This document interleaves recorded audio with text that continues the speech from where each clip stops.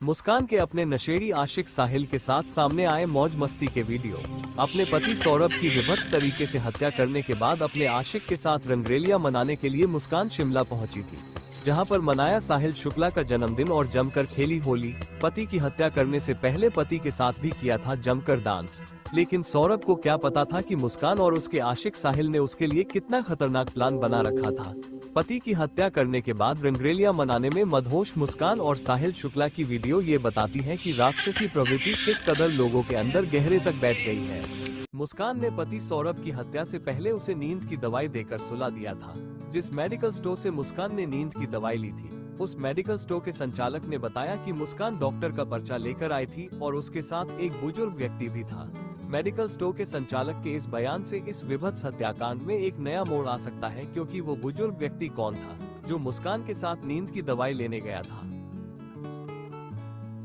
Doctor का पर्चा दिखाया था, एक उनके साथ बुजुर्ग से बंदे थे जो उनके फादर थे या कौन थे, मैं नहीं जानता।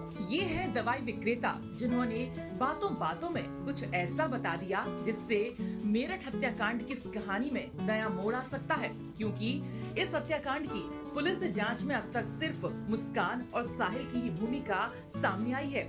लेकिन हत्या करने से पहले मुस्कान ने पहले सौरभ को रात के खाने में नींद की गोलियां मिलाई थी, जिससे सौरभ गहरी नींद में सो गया था।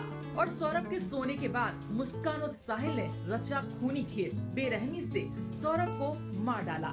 अब जिस केमिस्ट की शॉप से मुस्कान ने नींद की दवाई ली थी, उस शॉप के दुकानदार ने कुछ ऐसा बता दिया जिससे सुनकर कई सारे सवाल खड़े हो रहे हैं। शॉपकीपर ने बताया कि मुस्कान डॉक्टर का पर्चा लेकर आई थी और उसके साथ एक बुजुर्ग व्यक्ति भी था। सुनिए दुकानदार ने क्या कुछ बताया। ये क्या नाम है आपका? मेरा नाम अमित जोशी है। ये कौन सा मेडिकल स्टोर है? उषा मेडिसिन का स्टोर है। एक आपने हत्याकांड सुना होगा जी। उसमें आपके पास में एक लड़की को लेकर आ गया, कौन लड़की थी, क्या पूछा गया, क्या है मामला बताएंगे? भाई साहब, लड़की के बारे में तो देखो हमें कुछ नहीं पता। साहब आए थे, उन्होंने ये पूछा कि लड़की आपसे मेडिसिन ले गई, उन्होंने मेडिसिन दिखाई, हमने कहा हाँ ले गई, लेकिन हमने मेडिसिन उसको डॉक्टर के पर्चे के बगैर नहीं दी, हमने पर्चे पे ही दी थी जो उन्होंने डॉक्टर का पर्चा दिखाया था। एक उनके साथ बुजुर्ग से बंदे थे जो उनके फादर थे या कौन थे, मैं नहीं जानता। अच्छा। तो हमने वो दवाई दी बस, हम डॉक्टर के पर्चे के बगैर किसी को दे नहीं रहे। और हम यहाँ दवाई सिर्फ आदमी की जान बचाने के लिए देते हैं, हम ना कि उसको कुछ, अब वो दवाई ले जाके उसका क्या मिसयूज कर रहे हैं वो हमें कुछ नहीं पता।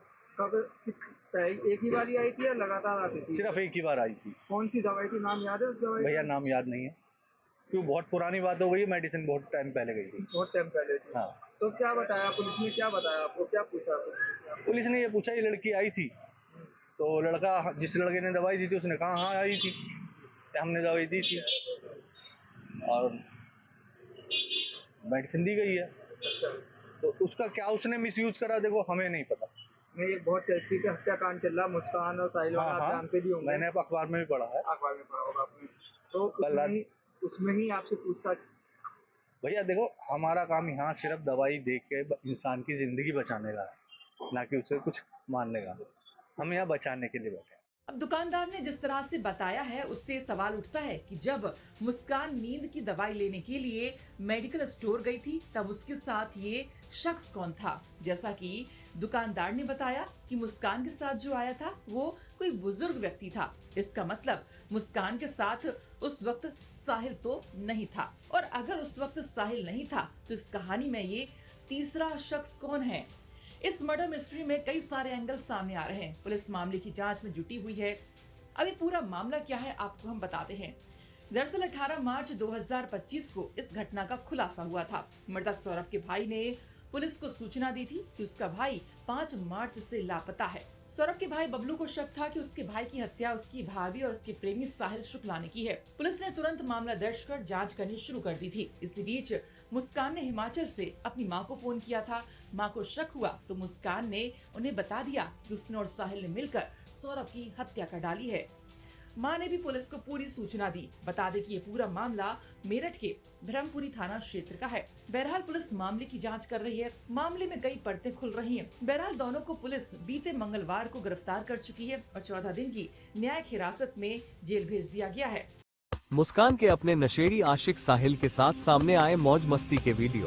अपने पति सौरभ की विभत्स तरीके से हत्या करने के बाद अपने आशिक के साथ रंगरेलियां मनाने के लिए मुस्कान शिमला पहुंची थी, जहां पर मनाया साहिल शुक्ला का जन्मदिन और जमकर खेली होली। पति की हत्या करने से पहले पति के साथ भी किया था जमकर डांस, लेकिन सौरभ को क्या पता था कि मुस्कान और उसके आशिक साहिल ने उसके लिए कितना खतरनाक प्लान बना रखा था। पति की हत्या करने के बाद रंगरेलियां मनाने में मदहोश मुस्कान और साहिल शुक्ला की वीडियो ये बताती है कि राक्षसी प्रवृत्ति किस कदर लोगों के अंदर गहरे तक बैठ गई है।